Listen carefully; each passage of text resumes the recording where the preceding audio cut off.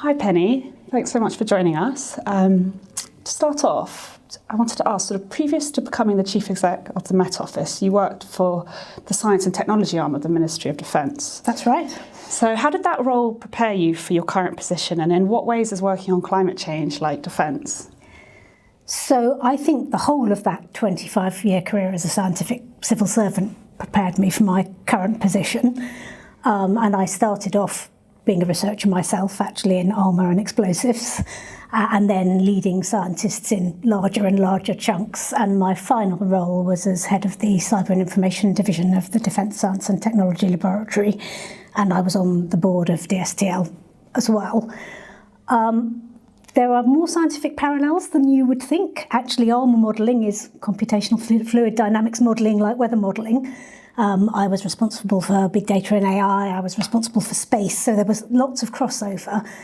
But the main thing was the leading the experts and the people who are passionately committed to making lives better through science. That was the biggest crossover with what I do now.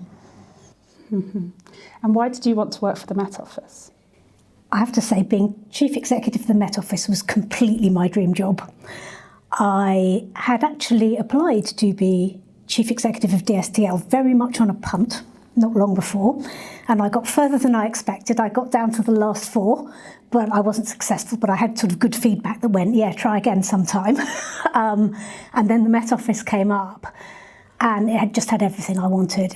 The mission that I really cared about, doing something valuable, the scientific content, staying a civil servant and working for the government, not being in London because I am a great lover of the country and I moved from Wiltshire to Devon to take this job, and being a promotion, it was the complete package, and I gave getting the job everything. And when and why did you start becoming interested in climate change? I don't know if you remember a particular moment or event. So I was interested in weather and the natural world from childhood. So I've always been a naturalist, but I'm naturally a sort of geeky, evidence-based person. So I actually had kept 10 years of rain gauge records in Wiltshire, just because I was interested before I ever thought about this job.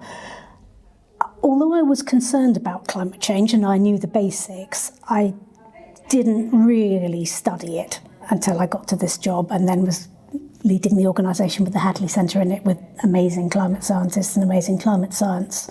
So that 7 years has been a journey of building my knowledge and my expertise. And the Met Office has a mandate to help people make decisions and stay safe and thrive through its weather services. So could you just tell us a little bit about how the Met Office is equipping citizens for the current and future climate? So that you're right, that's our purpose, helping you make better decisions to stay safe and thrive, and it's weather and climate. So they're on the staying safe side, that goes from everything from severe weather warnings in the shorter term through to making decisions about what flood defences you're needing in the future, and that's not citizens, that's sort of policy makers. And on the thrive side as well, it's about it might be as simple as, am I going to go for a run or hang the washing out, and on the weather timeframes, but on the climate timeframes, it's around making sure that we've got built infrastructure that enables us to thrive in a changing climate, whether that's houses that don't overheat or green spaces that cool down our urban centres, all those things. And in terms of preparing for that infrastructure, could you explain a bit more about how the Met Office actually does that? So our core bit is on preparing other people to make the decisions on what to expect. So we do the science of the climate projections that says where might we be in 2030, 2050, 2100, in different emission scenarios. What does that look like globally? And even in the UK, we need to know that for our food security and border security and energy security, and nationally in detail in the UK. And then it's other people who will take that information and decide what to do with it. So on the adaptation side, we're really informing other people's decisions. Other people being sort of the government? Could be local authorities. So we have local authority climate dashboards for local authorities to look at how climate change is going to impact. I did notice Bermondsey, where we are right now, is right at the peak of the bit of London that's expected to be underwater. So the floodiest bit of London going forward and the hardest to protect. And then it could be big national decision makers on. I'll give you a completely different example. If we're going to have a renewable energy system in future, the weather we've got today is the worst possible weather for renewable energy. Well, it could be cold as well, but it's dull and still. So not much wind, not much solar. How long could that wind drought go on? And how long could it persist when it's also cold and there's a high heating demand? So we do the modelling that helps the National Energy Systems Operator plan for how much capacity they need in different weather scenarios and climate scenarios in the future. Mm-hmm. And what aspects of sort of current or projected climate change in the UK concern you most? I think the biggest concern is the flooding. And it's all the sorts of flooding. The coastal flooding from higher sea level, the river flooding from extreme rainfall. The one that probably keeps me awake at night is the flash flooding, the surface water flooding from very localised torrential rainfall events. Because those are the hardest to model. The smaller the scale of the phenomenon, the more difficult it is for us to model well in advance. And yet we know, and we've had a few very near misses in this country with the kind of things that affected Valencia or Germany, or that terrible Texas event, very rapid river rises from torrential downpours. And it's not just us getting the rainfall right, it's our managing director for this area described it as a team sport. So we have to get the rainfall right. The hydrological people that jointly with us have to get the flooding right. The whole of the response system has to respond to understand what's going to happen. People have to get out, and often in maybe only a couple of hours. Whereas for a great big winter storm, we might be giving 7-8 days notice. Mm-hmm. And thinking a bit more globally, a new report from a research group based at Exeter suggests that a climate tipping point for warm water corals has already been crossed. What does the prospects of these tipping points mean for the work of climate scientists? Presents us with lots of new challenges, I think. So if there was one thing that shocked me most going back to the beginning of my time at the Met Office, it was just how long we have known about the fundamentals of climate science, like 150 years. I had not realised that our understanding of the greenhouse effect and the rough idea of climate sensitivity went back so far. And we have been really well able to understand and project that really for my whole lifetime. The good climate modelling goes back to about 1970. But tipping points change the whole equation for climate science. And of course, we're only just beginning to observe them. So we don't have the track record of projecting it and checking back against what's happened in reality. So they're some of the hottest topics. I dare say you might come onto the AMOC, but all of those areas, very, very active areas of research and areas where the science is not so settled. Mm. And the 1.5C warming threshold of the Paris Agreement is looking more fragile than ever. I know 2024 was the first year-long breach of the limit. So how likely is it, in your opinion, that temperatures are limited to 1.5 degrees? And when do you think that could happen? Well, it's theoretically possible. We stay within the 1.5 degrees, but it's going to require action that's never been seen and doesn't look like it's coming. So we think the opportunity to stay within that first Paris threshold is vanishingly small now. And if we continue at the current rate, we've only got a few years to go before we cross it long term. And actually the Met Office has done quite a bit of work looking at how you identify that threshold without waiting for 10 years of averages to go, oh yes, it was 10 years ago as well. So then we're into, well, how far can we limit it? Because obviously it's not a cliff edge. That's where we think, and I still think that's where the more dangerous impacts of climate change kick in. But between 1.5 and 2, there's a huge difference, and 2, 3, God forbid 4, all of those impacts multiply. So it's how we stay with it, stay as close as we can. Mm-hmm. And there are growing calls for solar radiation modification and other forms of geoengineering to be considered to tackle climate change. I wanted to get your take on geoengineering as a climate strategy. So The Met Office doesn't take any particular stance on geoengineering. I need to make it really clear because we get lots of conspiracy theories and we do none. And we have some very limited modelling to understand what it might look like and what it might do. I think I might like to draw a distinction between my personal view and the Met Office here, but the only form of geoengineering that actually solves the problem is taking the carbon back out of the atmosphere. So solar radiation monitoring, it's a masking technique. It doesn't stop ocean acidification, and once you start, you've got to go on, because if you stop, you can get catastrophic, very rapid catching up. So in as much as we advocate anything, it would always be the mitigation techniques we already know. Having said that, there's nothing regulating it globally. So other people may do it whether we advocate it or not. So we do think it's the right thing to do to understand what the impacts of it could be, to be able to detect it if other people do it and understand what they might be doing. And it will be a political decision whether it's a last resort thing to do or not. Mm-hmm. You mentioned carbon removals just now as well. Scientists at a recent conference on climate overshoot were stressing that the 1.5 degree goal, if breached, needed to be met from above with the help of these technologies that remove emissions from the air. How feasible is that in your view? The best way to get carbon out of the atmosphere is still a tree. So there's some of these are nature-based solutions, and then the next easiest thing is the direct carbon capture. So catch it where it is, don't try to get it back. The other techniques, I think they're worth investigating, but they're not going to be available at scale in the times that we need. So it's an entirely good and valid topic for research, but it shouldn't be a substitution. Mm-hmm. Changing topic a bit. The US government has attacked climate science and is cutting national weather and climate services, including access to satellite data. How is this impacting both weather forecasting and climate research at the Met Office?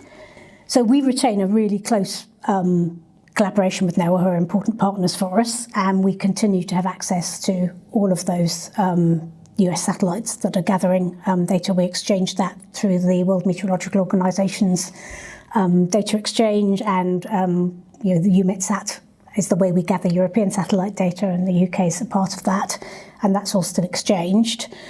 I think what we are finding is that any government, irrespective of its political stance, needs the fundamentals of what a national meteorological agency can do.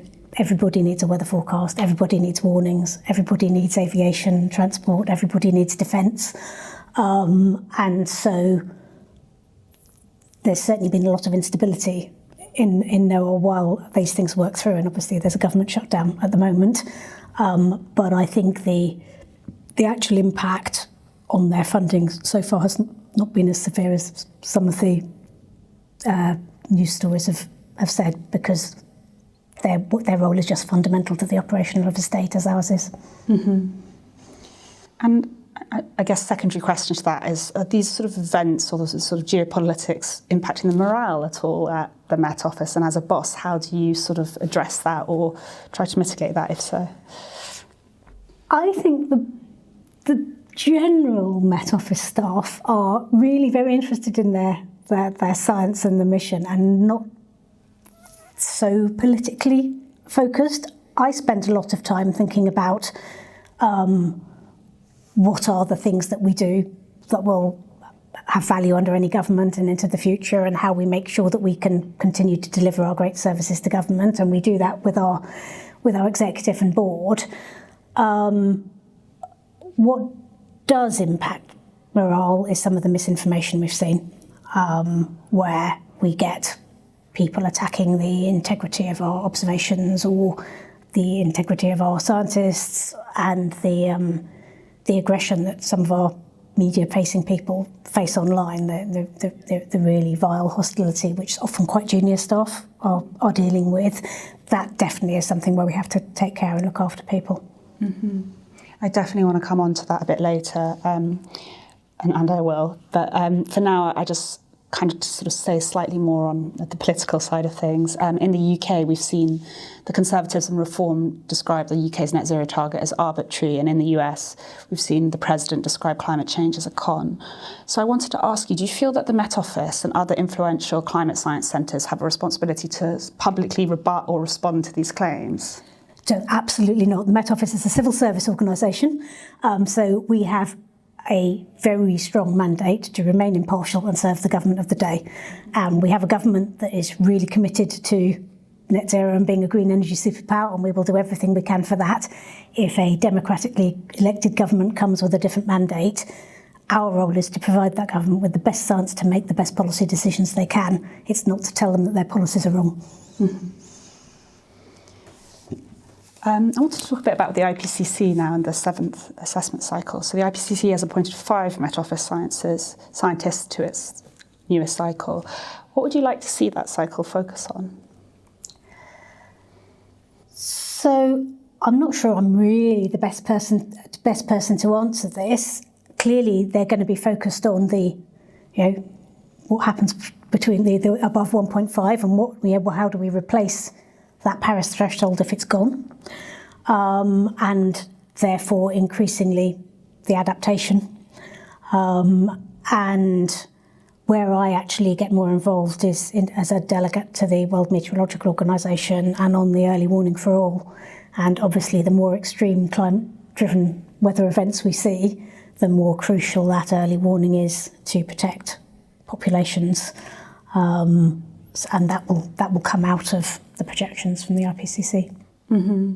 And I wondered if you had any thoughts on the IPCC's big assessment reports. Is this model the best way for it to be effective, or do you think there's sort of a better option? I do firmly believe that good decisions have to be based on good evidence. And the IPCC is as good a gold standard as you could have for benchmark evidence in any field. So that whole process of collecting all the evidence from across researchers across the globe, factoring in what's effectively therefore a multi-model ensemble, looking at the error bars, coming to consensus, it's too slow, right? Because consensus always lags what the best guess would be. The consensus is always behind it. But I think it is an important model. But I'm reminded of Simon Sharp's books, Five Times Faster.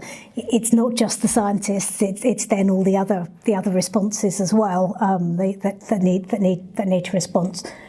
I think in many ways our best hope now lies in the global financial system. They're not very altruistic, but they are very rational, and they do use the best evidence, and they are actually not remotely interested in the politics because they will look at where the money sends them, and if the money sends them into different investments or different insurance strategies, that is still going to be based on the evidence that comes out of the IPCC. Mm-hmm. And after the US pulled its officials from attending the last IPCC meeting in China, how could a reduced US contribution impact the work of the IPCC in the upcoming cycle? I really can't speak to that. I don't know enough about it to give you a sensible answer. All right, let's come on to misinformation then. You mentioned it already. I guess to start off, so how is climate misinformation changing in your view?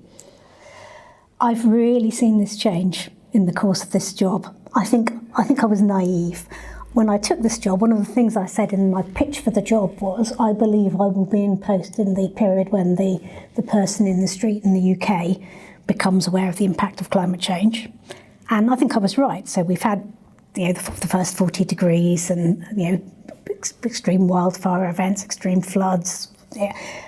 I think people have seen it, but I thought that would lead to a rational response of people going, oh gosh, they were right all along, need to do something about it. That didn't happen. And so what I have seen, therefore, is it was still more or less possible to go, meh, you've got the science wrong and you don't really understand it, 7 years ago. And I think the data is now so stark that anyone who looks at the data at all can see that we're in unprecedented times. And what has happened, to my grief and distress, has been people now attacking the trusted sources of data, and in the UK that's us. And so we see increasingly statements about all kinds of rubbish. Everything from you're hiding the sensors in aircraft jets to exhaust to show fake heating. So you've gone back and changed the past. So you're measuring temperatures on the ground instead of properly in the Stevenson screen. Just a raft of things that take us a lot of time and taxpayers' money to rebut, because there's a name for this law and I've forgotten it, but there's a law that says that basically misinformation can be produced in seconds but takes days to rebut, and this is very, very true. And so we have had to become, per force, experts in countering misinformation and disinformation, and really, to an extent, quite thought-leading in government, and in convening cross-government networks to deal with this. And although I guess I'm speaking to the converted, and I'm offering you some rebuttal, that isn't the best way. The people who firmly believe these things, they're not remotely interested in your rebuttal. So the best way to maintain the extraordinary trust the Met Office currently enjoys is actually to be putting out the good stories. Here is the plethora of amazing ways we collect weather observations, from deep ocean buoys to space to marine gliders, to measurements in the Arctic, whatever it is, and put out the positive stories alongside the sort of people stories of, actually your weather station, wherever you are in the UK, some expert person from the Met Office comes along and checks all the instruments and takes them back for calibration and makes sure the grass is the regulation height, and assesses the surrounding area to make sure that things aren't encroaching and so on.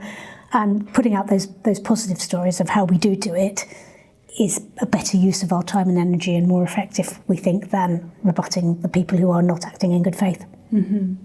Yeah, my next question was going to be about sort of your strategy for dealing with online climate misinformation, and you've talked a bit there about focusing on the positive stories. It's called pre-inoculation in misinformation terms. Yeah.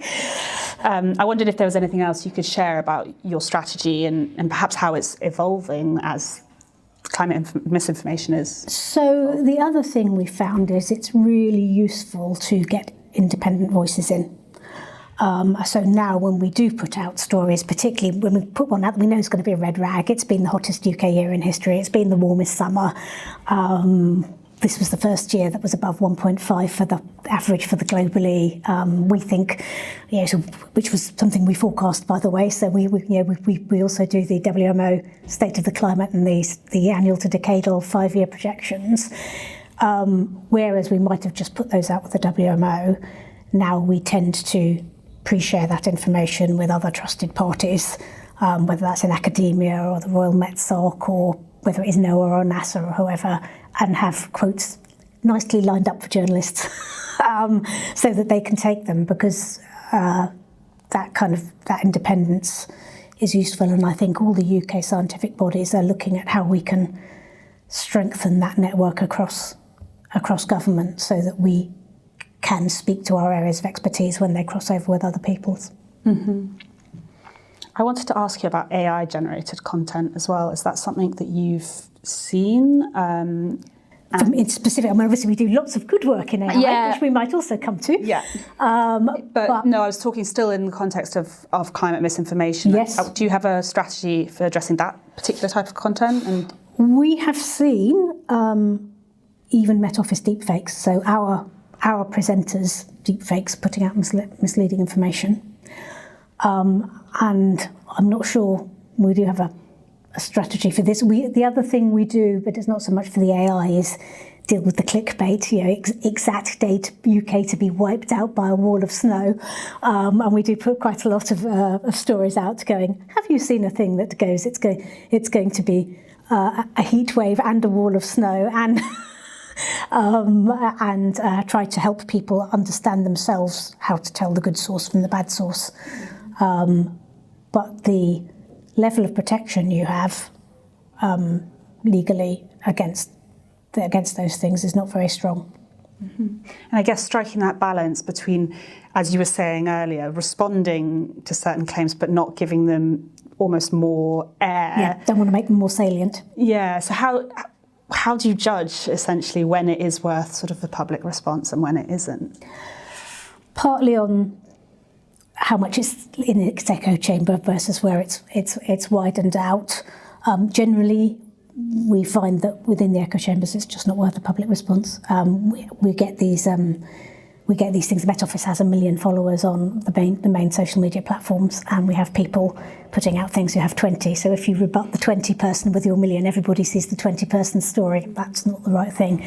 And we have had to change our blocking policy as well, which is a shame because we had a really liberal blocking policy. We only blocked the obscene and the threatening, but we found that our big audiences are being used to gain a platform for misinformation, particularly around geoengineering, and we've had to say we can't live with that, so we block more liberally than we did. Mm-hmm. And you've actually brought up sort of the attacks we've seen on the accuracy of Met Office temperature readings and data. I wanted to ask just a bit, have you been surprised by those stories? And yeah, I mean, what is your kind of general response to those claims? So just to be clear, the claims are baseless. We've dealt particularly with the ones that say the WMO is critiquing our data, and you may have seen now the statement from the Secretary General of the WMO going, we have the highest confidence in the quality and validity of Met Office data. So that was one where we did source a deliberate rebuttal. But generally, I'd just like to reassure you that everything we do is to the required standards for the WMO, to ISO 9001 standards, assured externally and internally, and then the Independent Public Weather Service Customer Group also assures the quality of the science and the outputs, the accuracy of the warnings. So the worst thing is if people start to believe that and then they don't take action on warnings when it's there to protect their lives. Yes. You personally have been the subject of quite a lot of attacks on social media. I wanted to ask you, sort of, how do you manage that on a personal level? So it can be painful, but you really have to rise above it. And when it's a woman, there's always a generous salting of misogyny in there as well. I have tended now not to go and read the things because they prey on your mind and there's nothing you can do. We do monitor for actual threats, which we would have to act on. And you mentioned a lot of colleagues as well were facing... Yes, so the sort of personal attacks tend to be on the most senior people, me or the chief scientist. But obviously the person who's managing our social media feed still gets the mouthful of abuse and when they're reading and responding, and it's not aimed at them personally, but they're still a human being and maybe not a very senior or experienced one. And moving on from social media, I wanted to talk a bit about the sort of media more generally. So have you seen a change in the way that the media covers climate change?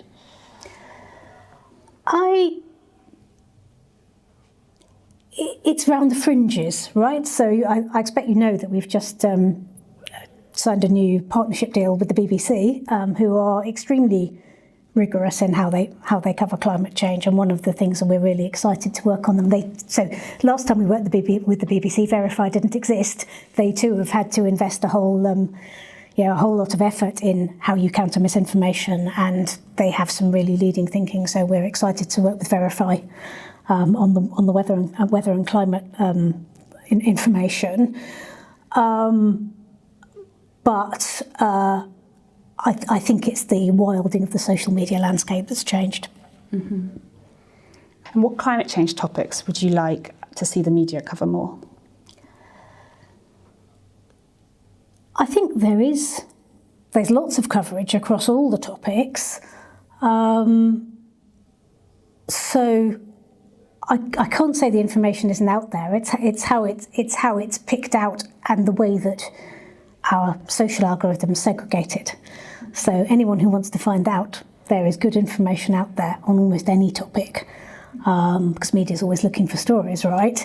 The problem is once you've moved yourself into a bubble where you don't want to see it, and you can see if you watch US media coverage of weather disaster, even when it's highly likely to be climate change related, they don't say so. So the people presumably watching those channels don't make that link. Mm-hmm. I wanted to talk a bit about AI in a slightly different way now. So how is AI transforming climate forecasting at the Met Office? So the Met Office has been working with AI for several years, and before the big generative AI shift, and we do that in many aspects of our work. AI for climate change is relatively new, and the challenge is always what's the training data set, because you don't have the training data set for a climate that hasn't happened yet. But we are using it to look at some of the opportunities, for example, in what we would call downscaling, which is a technical term, but basically going from a coarse resolution model, which climate change tends to be because we need to run them over such a long time and they're very compute hungry, to see if we can use AI to replicate something that's more like the fine scale of our weather models. And more generally, we are enthusiastic but not naive adopters of AI, I would like to say. So we use it. We do now have our own AI weather model, FastNet, which we developed jointly with the Turing Institute. We use it. We're looking at the opportunities for AI in our products and services. So could you fuse it with, say, transport data to say, well, the weather's here and the trains or the planes are there. Where are the impact going to be? Go straight to the results. And we use it quite widely in our everyday work as well. So increasingly, I think 1,000 people in the Met Office are using Copilot, and 97% of people who have a license use it for just making our everyday work more efficient. I expect you're going to come on and ask about the challenges of validation and trust, and if you're not, I'll go on that way. What are the challenges? Can you tell me a bit about the challenges that come with using AI? So AI can hallucinate, right? So the rule we have in the Met Office is you may use AI for any purpose that is efficient in your job, like to write your code for you. You must declare you've used it. So if you use it to summarise a board paper, it's wonderful. I get a 10-page board paper now. I'm not having that. Copilot down to 5 pages and bring it back. But you must declare it, and you are still responsible for the accuracy of what you produce. So if there's a bug in your code, or it's actually changed your board paper so it now says something different, that's still your problem. Where we are really exploring things is we rigorously validate anything we use operationally, and we're not really using AI operationally yet. And we have extremely tried and trusted techniques to do that. And every time we upgrade a weather model, we put it through a whole series of checks and balances to make sure it really is better than the last one. And if it isn't, we don't implement it. The techniques we use for conventional modelling have limitations for AI. So AI, you train to replicate, you optimise it for a particular thing, it will do that wonderfully. But then if it has very low average errors, it may still miss the extremes. And if what you do is compare average error, it will look like it's better than the conventional model. But if it actually, that's because it's smoothed everything out and it's missed the extremes, when you really want to know, it's going to be wrong. And so what we're increasingly working on now is we're running our own AI models, and we're looking at the other market leaders, the European one, the DeepMind one, and we're continuously evaluating them against the leading conventional models and looking at what the full suite of metrics is you need if we wanted to feed our app from an AI model rather than from a numerical one, physical model.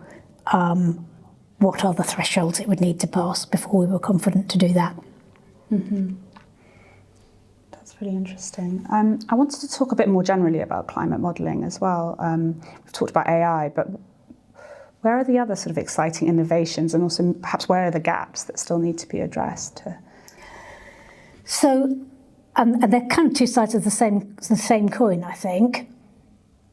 We would love to be able to do the kind of kilometre scale we do for weather for climate. And computationally, by conventional methods, it's just unaffordable.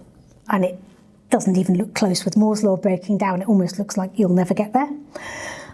So AI potentially could close that gap. And that's where that downscaling problem that I gave you came in. Others of the exciting things, I think they are around particularly the tipping points and the adaptation and the attribution, some of the sort of live areas of research for us. When you say Moore's laws breaking down, what do you mean?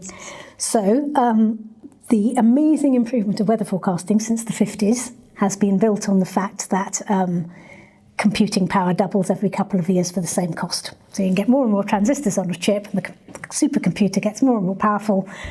We can reduce the scale of our weather models and improve the resolution, and we can give you more accurate weather, and that's gone on for basically improved the weather forecast a decade over that period. We've reached about the physical limit of how many transistors you can fit on a chip, and supercomputers are no longer basically giving us improved modelling accuracy for free. And so we have to use different techniques now to find a way to continue to improve the accuracy of the weather forecast and maintain that decade improvement. And we're confident we can, and AI will be part of that mix. So our strategy is to go for the best blend of conventional and AI modelling. But we're still working out what we think that best blend will be. Mm-hmm. And I know the Met Office recently switched on its new supercomputer, so I wondered if you could just tell us a bit about what's new and how it might impact your research.